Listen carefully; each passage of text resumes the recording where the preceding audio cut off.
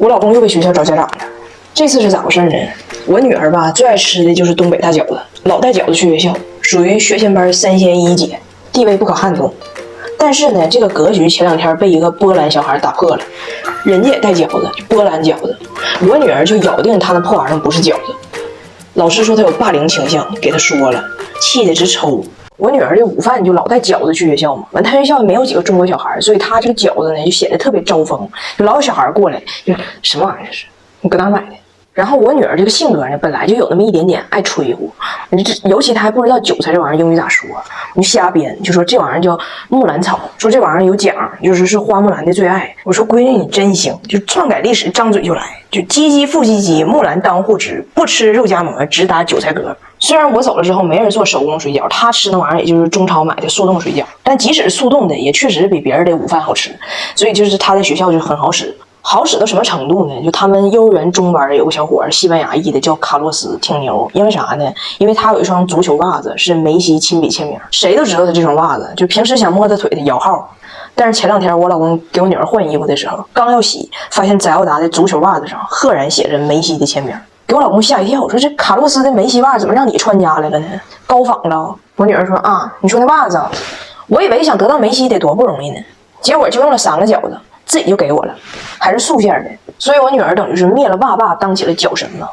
但是呢，前2天有点情况，就午饭的时候，突然间就走廊里就开始传说，幼儿园大班来了个克里朵夫斯基，就是也是手里有货，带饺子来的，就听起来挺那。我女儿一听，当时就带几人就过去了，站他班门口就问：“你们班谁是克里朵夫斯基？”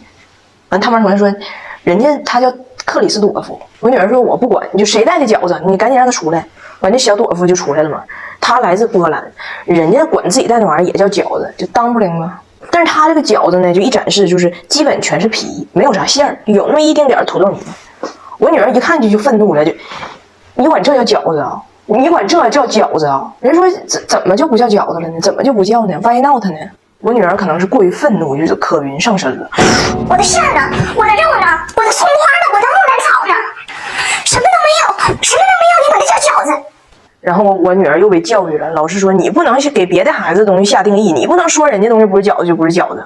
完，我女儿还得给小朵夫道歉嘛，回家给委屈完了。我这边跟他打视频电话，我跟他唠了半拉点儿，怎么友好的跟小朋友相处，啥也没有，哇哇哭。他那个就不叫饺子，他管那玩意儿叫饺子，饺子不同意，给我心疼够呛。你说那孩子带的那是什么玩意儿呢？你说饺子皮比脚跟头厚，黏了吧唧一团儿，你有点像疙瘩汤下急了沾脸了。要说我女儿对不起他，那他还对不起饺子呢。反正呢，祝大家冬至吃饺子快乐。哎妈，我这心可难受了。俺家翟奥达在学校让人欺负了，但还没敢跟我说，是他好姐妹的妈妈跟我说的。咋回事呢？翟奥达在学校荡秋千，来了2个高年级小男生，先把他鞋给脱了，给他鞋给撇了，然后最后呢还给他推下去了。这时候出现了另外一个小男生来帮他解围，结果呢大家就都起哄，他就成了众矢之的。他们班就有俩小女生说，就是因为你现在大家都玩不了秋千，你以后不要玩秋千了。然后接下来这2天课间活动，别的小孩都出去玩，他就在角落里坐着。我就问他，我说这事你咋不跟你妈说呢？我问了老长时间才问明白了。他说我可能是因为汉语不好，学校的小朋友们成群结伴的玩，好像也不咋带我。我其实朋友很少。这听完给我心疼的呀！我嘴上说孩子要理智的看待这个问题，要好好解决。我心里想，我咋不去学校给那俩孩子手撕了呢？然后前2天我就带他看那个《熊出没》，伴我熊心，给乐坏了。现场还抱了一下熊二。但是我没有想到的是，我居然看一个动画片能看哭，就感觉这电影《熊出没》也太懂妈了。就那里那大白熊，熊妈妈回来了嘛，就演她年轻时候，出场设置就是妈，也是颠三倒四，也是手忙脚乱，完事有时候还偷点小懒儿，有时候还贪点小嘴儿，也不是咱心中传统意义上那个烛光里的妈妈。但孩子一被欺负，你别管孩子长啥样，就哪怕熊二妈妈，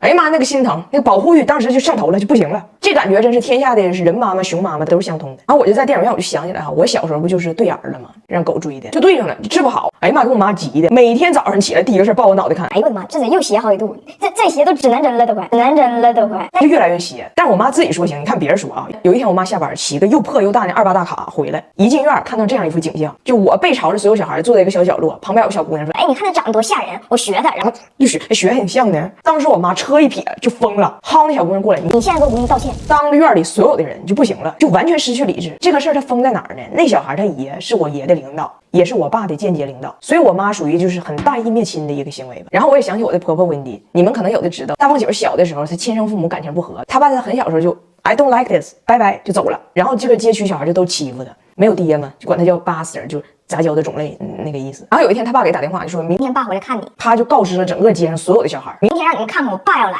结果第二天一整天他爸也没来，3岁的大胖媳妇就坐在马路牙子上等他爸，等到天黑。然后街上所有小孩就都来笑话他，你不说你有爸吗？你是蒙着的，你是编的。然后大胖媳妇就跟一群比他大的孩子打起来了。然后很多年前温迪就跟我说，哎，你能想象我当时心里有多难受不？我咔家出去把那群小孩全踹跑，我寻思我大不了我就陪你，我看谁还敢欺负我儿子。我当时还没当妈，我那时候其实还不能理解他心里有多难受。我想的是，哇，温迪那么抠，孩子挨欺负的时候也是不算钱的。然后就想这个事儿，我觉得心里挺难受的。就是你看我现在也好，温迪当年年轻时候也好，我妈年轻时候也好，那作为妈妈也都是很虎的。但是孩子对妈妈年轻时候是没有啥记忆的。等到咱们真正有深刻记忆的时候，咱们的妈妈已经开始唠叨了，开始烦你了，开始指导你人生了。所以我看《熊出没》的时候，我觉得最感动的是啥？就是他回到了熊妈妈年轻的时候，他也贪睡，他也偷懒。他也整不明白，但孩子一受委屈的时候，那个本能的爱，那个保护欲，就我看熊妈妈那个笨样哈，那还举个小胖手，誓死保卫自己小宝宝。那时候他想的也不是熊二将来能不能成才呀，就那一幕让我想起来，咱们每个人的妈妈曾经也是那个笨拙的熊妈，也是第一次当妈，也是一点一点摸索咋当妈。现在大家都过年了，回家了，见妈了，我就在想，为什么咱们和咱们妈妈们的相处中，会经常有一种无力感、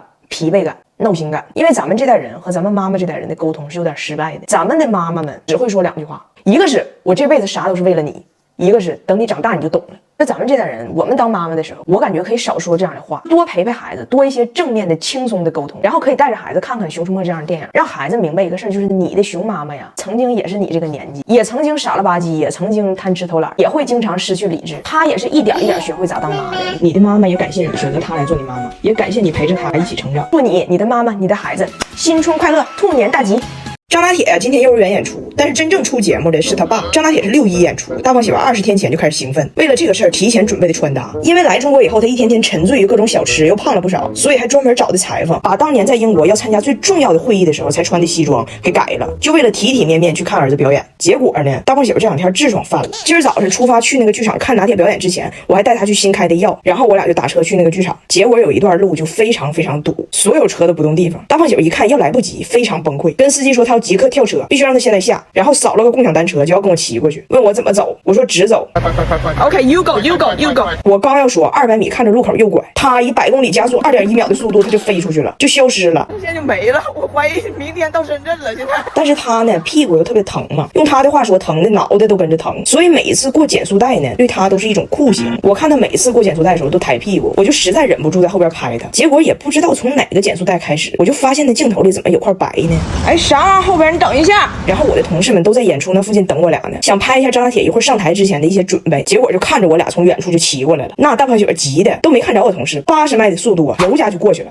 哎呦 Jamie 过来。然后我同事在后边也看出一些端倪，就搁那笑。我在前边，我就瞅他后边，我说你摸摸，你是不是屁股那坏了？他说我知道我的屁股坏了，医生不都说了吗？我的智商非常严重。屁股坏了。不知道我的屁股坏了。我说咋坏的？你不还找的裁缝改的裤子吗？大胖姐说，我怀疑就是这个裁缝，他只改了裤腰，他没有改臀围，屁股那地方太紧了，加上我每次过减速带的时候，屁股可能撅得太极致了，最后在过某一个减速带的时候，把裤子逼疯了。我怀疑就是这个带。当时的我莫名觉得天气突然有点凉快，但是呢，他也不在乎，把上衣脱了围上了，他就想赶紧进去看张大铁，急得不行。结果人张大铁根本就没发现爸爸还没到，离老远后场的时候，张大铁看着舞台，告诉他同学，我爸已经来了，那个就是我爸，就是我爸。看来真的不光中国人看外国人脸盲，张大铁也一样脸盲，觉得哪个外国男性都长得像他爸。但是没事，人脸盲，我家的凯迪是传奇大师 K70可不盲，一下就认出来了，不愧是 AI 3D 人脸识别，半秒就能开锁。它的神盾智能安全系统有多项 AI 技术加持，国际超跑设计师设计，颜值非常高。最后呢，我们赶上了张大铁的演出，拿铁表演的挺好的，大胖媳妇也特别激动，特别欣慰。但是回来的路上，我就有一点点的小不解，我就问他，我说其实这种演出也不是就一次，你怎么就这么着急，生怕晚1秒钟？大胖媳妇露着个裤裆跟我说他小的时候1岁，他爸就离开他们母子俩就走了，再也没见过。后来他妈再结婚又生2妹妹，也离不开家，所以他小时候每一次学校演出从来都没有过家长来看。他因为没爸这个事儿被同学打过，也因为被嘲笑动手打过别人，所以他就有过这个执着的要求，就是拿铁表演的时候，大帷幕拉开那一瞬间必须看到爸爸。对他来说，别说是不去了，就是孩子在台上找爸爸的眼神，有1秒钟他都不愿意去想象。小时候我不愿意表演，下面有很多爸爸妈妈来了，我找不到我的爸爸，我不像拿铁查不到他的爸爸，我不像拿铁难过。